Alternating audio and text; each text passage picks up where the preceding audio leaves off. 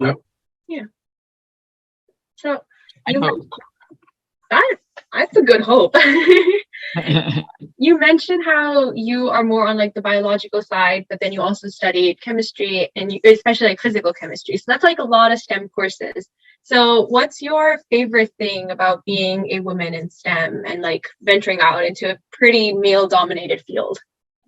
Well, I think actually that one of my favorite things is that there now are women to network with as well as men. And that certainly was not the case when I started out. You know, when I started going to NMR conferences, my favorite conference is still an NMR conference. When I would come back from the conference, when I would be sitting in an airport waiting to leave, in those days, all the booklets of attendees, of course, were in paper, and I would sit and leaf through and I would mark off all the names that looked to be women. And of course, you can't always tell, but mostly you could. And for a very long time in my field, it was like 10% women. And that's not true anymore. So it is still male dominated, but, you know, in the days when I was a grad student and a postdoc, it was very difficult to get the men at the conferences to talk science with you. Yeah. They would be more interested in flirting and such. And I'm not against flirting, but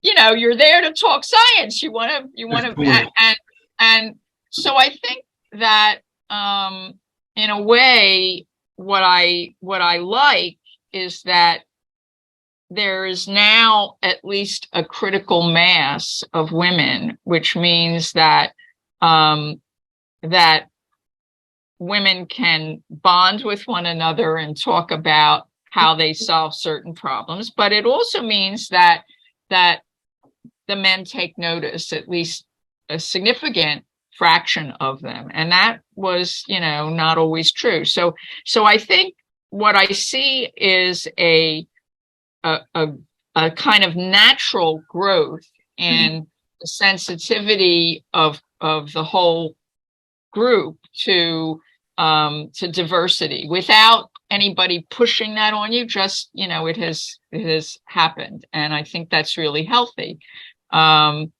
So that's how I would frame it. Yeah.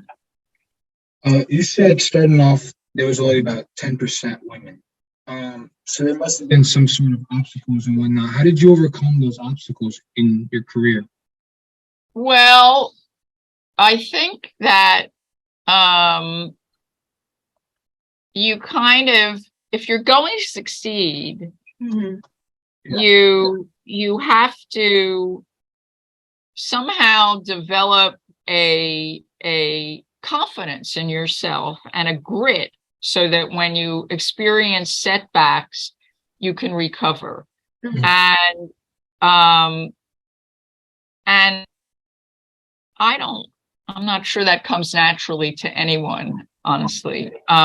So I'll give you an example. When I was at Amherst College, I worked very hard. I just did my work and met with my students and so on. But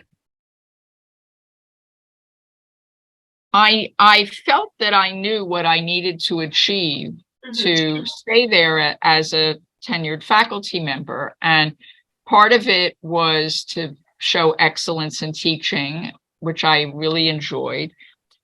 But the part I was most worried about, because it was most difficult for me, was to really establish my research program. And I did that, and I got some very prestigious grants and published my work and so on. But for reasons that will be murky till the end of time, my colleagues, they fired me. They just said, well, we don't like you. And I had to recover from that. And I felt it was, horribly unfair and this and that and the other. But I think what enabled me to overcome that obstacle was that I knew internally that I had achieved what I should have to get that position. And I didn't really expect to have that attitude. I mean, I was struggling and then I said, okay, I'm over the hump. I have this great record. Mm-hmm. And even though they did not agree, I felt I had achieved that I had something to offer. And so I was able to then apply for other positions and basically take my money and run kind of thing. And it was not easy, but I had somehow developed not just a thick skin, but an inner confidence that I did not start out with in that job. So that was really important. And I think the other thing that was really natural for me, but I didn't plan it, was that I'm a natural networker. I had friends and colleagues who could help me out of that hole. And that was really important because one of my friends here at CUNY, who was at Hunter College at the time, she was working with another scientist at the College of Staten Island, and she convinced him to put me on the interview list to get my foot in the door. And so when you have people and this is often a challenge, if you, in the days when there weren't very many women, nobody was really helping us, get that leg up, and that has changed. But having people who you can call upon to help you out, you don't have to be a lone wolf. Science is very collaborative, and that was really helpful. I think that I